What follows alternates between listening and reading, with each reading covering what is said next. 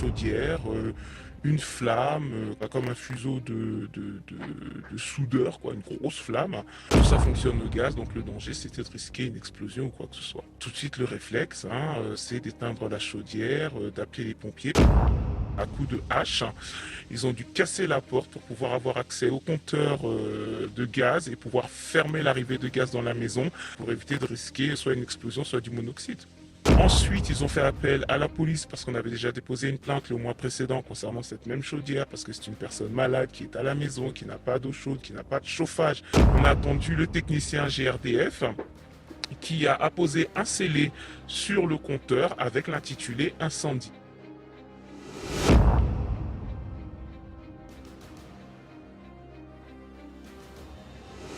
Bonjour madame, Sullivan Jous, conseiller municipal de la ville de Sevran, également président du collectif Solidarité Habitat. Nous sommes au 7 rue de la Maladrerie à Aubervilliers, dans un appartement que nous avons déjà visité à 2 reprises. Une première fois pour faire état des dysfonctionnements qu'il peut y avoir dans l'appartement avec une interview du père de famille. Nous sommes revenus une seconde fois pour interviewer la mère de famille qui nous faisait part des grosses problématiques rencontrées avec la chaudière. Elle nous évoquait la possibilité, selon des techniciens, d'un départ d'incendie. Donc aujourd'hui, nous sommes le 1er décembre 2022. Vous êtes une amie de la famille. Hier soir, vous étiez présente dans les lieux pour la soirée du 31 décembre et au passage de la nouvelle année. Est-ce que vous pouvez nous expliquer ce qui s'est passé dans le courant de la soirée, s'il vous plaît ? Alors, tout simplement, je faisais la vaisselle, le robinet était ouvert en position eau chaude. D'ailleurs, l'eau était glacée, donc la chaudière ne fonctionnait pas.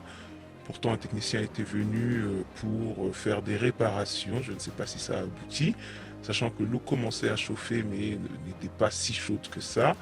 Donc, il a pu nettoyer une pièce à l'intérieur qui était très encrassée. Ils ont parlé de désemboisement. Bref, tout ceci n'a pas été fait comme il le faudrait. Sachant que à 23h30, en faisant la vaisselle, le robinet ouvert, j'entends un grand bruit de fournaise.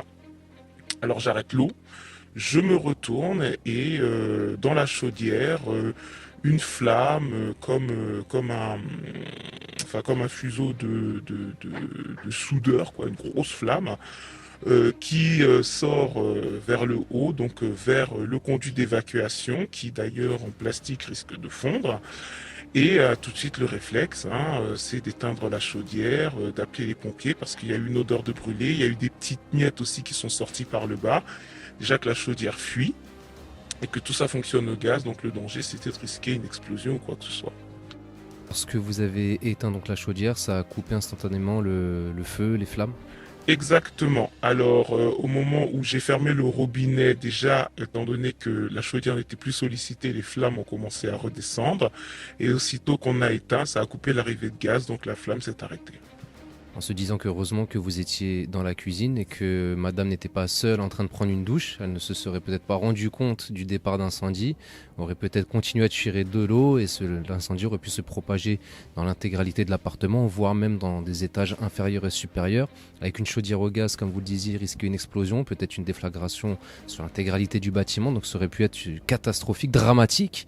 Et au lieu de fêter la nouvelle année, aujourd'hui nous serions peut-être en train de pleurer la mort de certaines personnes d'une même famille, donc ce qui aurait pu être dramatique et d'une grande tristesse.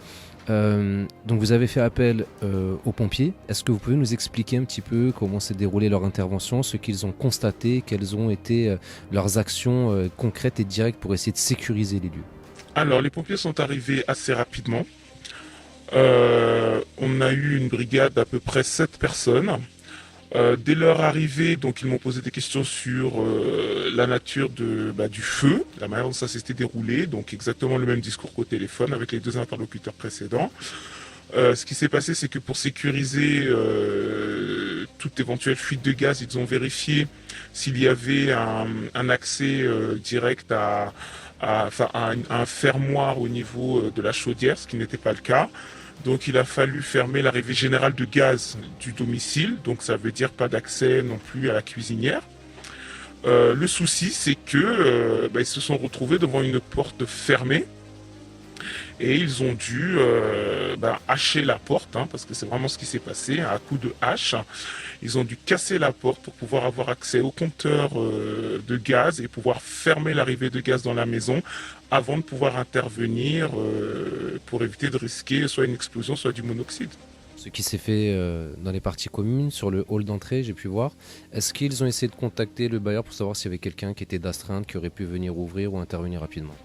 Alors, ils n'ont pas contacté quelqu'un parce que ce qu'ils ont dit, c'est que ce n'était pas réglementaire que les accès soient fermés, surtout en question de sécurité.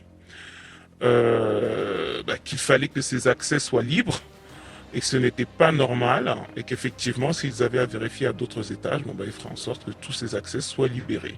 Donc c'était au bailleur, effectivement, de faire en sorte de libérer ces accès parce que voilà, c'est dangereux. On a pu voir une petite étiquette sur le compteur en disant qu'il fallait absolument changer le compteur suite à un départ d'incendie. Est-ce qu'ils vous ont dit certaines choses à ce sujet? Alors, quand les pompiers sont arrivés, ils ont fait leur constat, ils ont décaloté la chaudière, ils ont regardé l'origine du départ de feu. Ensuite, ils ont fait appel à la police parce qu'on avait déjà déposé une plainte le mois précédent concernant cette même chaudière parce que c'est une personne malade qui est à la maison, qui n'a pas d'eau chaude, qui n'a pas de chauffage avec des températures à moins et quelques, comme on a pu les voir récemment. Donc on a même un mot de son infirmière qui dit que voilà, ça atteint son moral. Et ce qu'ils ont fait, c'est qu'ils ont appelé la police. La police s'est présentée, elle a constaté les faits. Et effectivement que l'accès n'était pas réglementaire et qu'ils ont eu à, à casser la porte. Effectivement, ils nous ont demandé si on voulait porter plainte. On a dit qu'on a déjà porté plainte, donc la plainte suit son cours. Et on a attendu une bonne heure, hein, donc on a fait le 31 avec les sapeurs-pompiers et puis la police. On a attendu le technicien GRDF qui a apposé un scellé sur le compteur avec l'intitulé incendie et a notifié, tout comme les pompiers, que la chaudière n'est plus utilisable. Hein. De toute façon, elle est cassée, c'est clair. Et que GRDF ne remettra le gaz que si le bailleur et le responsable des réparations, donc Confo 1, fassent en sorte de changer cette chaudière. Sinon, jusqu'ici, on n'aura pas de gaz. Ouais, c'est vrai que c'est un dossier conçu, donc il y a un dépôt de plainte qui a été effectué. Là, il faudra faire un complément de plainte pour ajouter ces nouveaux éléments, avec également l'attestation qui dit que madame est très touchée aussi physiquement par la situation. Donc à l'heure actuelle, il n'y a ni eau chaude ni chauffage. Ni eau chaude, ni chauffage, ni accès à un point chaud pour cuisiner. Donc on peut même pas s'alimenter correctement. Et comment vous faites du coup? Bon, heureusement, avec les fêtes, on a fait différents plats qui ne sont qu'à réchauffer au micro-ondes, mais c'est pas l'idéal, sachant que maintenant, pour se laver, on doit faire bouillir de l'eau dans la bouilloire, ce que ça fait un temps déjà. Le problème, c'est que la facture d'électricité est en train d'atteindre des cimes. Et est-ce qu'aujourd'hui, vous avez tenté de contacter le bailleur pour savoir quels seraient ces délais d'intervention? À chaque fois et chaque jour, on a contacté le gardien. Donc Confogaz était venu 2 fois alors pour faire le déboisement qui n'a pas été fait parce qu'il avait déjà été fait précédemment. Le problème c'est que le dernier technicien qui est venu donc le jour de l'incendie, le 31, a bien précisé qu'il y aura un déboisement en urgence parce que ce sont justement les crasses du chauffage qui ont fait le tour du circuit et qui reviennent dans la chaudière et qui ont complètement tout bouché de partout. Et voilà, c'est sûrement ce qui a plausiblement dû provoquer l'incendie. Sachant qu'ici, pour rappel, le bailleur, c'est l'OPHLM d'Aubervilliers, donc qui est directement attaché à la ville, à la municipalité.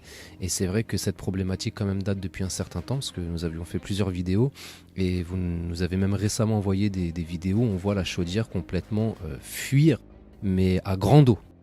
Alors, on a été inondé là, juste avant que le technicien Confogaz n'arrive. Pendant 2-3 jours, la chaudière fuyait à robinet ouvert, donc on a dû couper l'arrivée d'eau. Donc on avait non seulement plus d'accès à l'eau tout court, on a été obligé de faire des seaux, des bouteilles et de fermer l'eau complètement parce que la chaudière fuyait. Donc la cuisine a été inondée presque jusqu'au salon. Voilà, donc on a eu pas mal de rangements et de nettoyage à faire à cause de cette chaudière avant qu'au final elle ne prenne feu le 31. Et comment cette famille vit la situation actuellement? Bah, c'est très difficile, hein. On ne vit pas comme ça dans un appartement où on paie son loyer régulièrement. On devrait avoir droit à l'eau chaude, droit à l'eau tout court, parce que quand la chaudière fuit, on n'a pas d'eau. Non seulement on n'a pas de chauffage, on n'a plus rien en fait. On n'a plus rien. On ne peut plus rien faire. Et par contre, on se mange une facture d'électricité plus qu'il ne faudrait. Que le bailleur devra logiquement rembourser à ses frais parce que la problématique a été signalée depuis un certain temps. Comment vous expliquez aujourd'hui qu'après tant de semaines qui se sont passées en ayant signalé ce risque potentiel de départ d'incendie, rien n'a été fait jusqu'à ce que ce drame arrive et qui a pu être évité entre guillemets de justesse par votre vigilance et par cette chance que vous soyez présente à ce moment-là dans la cuisine?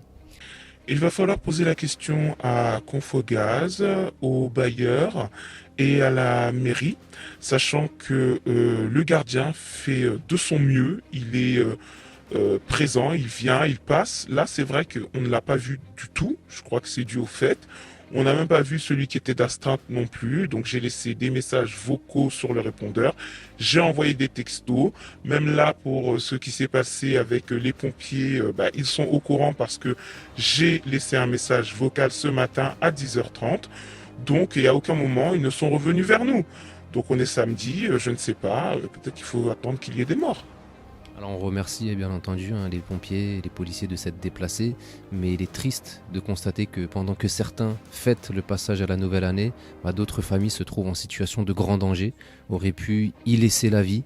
Et comme vous le disiez tout à l'heure, il y a beaucoup de questions qui seront à poser, des responsabilités aussi qui seront à déterminer, sachant que le commissariat d'Aubervilliers a une spécificité, c'est qu'il a un service spécialisé pour le logement indigne. Et aujourd'hui, au vu des conditions dans lesquelles sont plongées cette famille, il y a une indignité flagrante, constatée, un logement qui n'est plus sécurisé, qui ne garantit plus ne serait-ce que ce droit à la sûreté, qui est garanti à tous. Beaucoup d'anxiété, je suppose que la maman aujourd'hui vit dans la crainte. Ça a monté son taux. Elle est diabétique, donc ça a monté son taux, elle dort très très mal, et puis même en termes d'hygiène, c'est très très compliqué. En tout cas, nous ferons le nécessaire pour continuer à accompagner cette famille. Merci à vous pour votre témoignage. Heureusement que vous étiez présente à ce moment-là. Beaucoup de courage à l'ensemble de la famille. Je vous dis à très bientôt pour la suite du dossier. Merci beaucoup.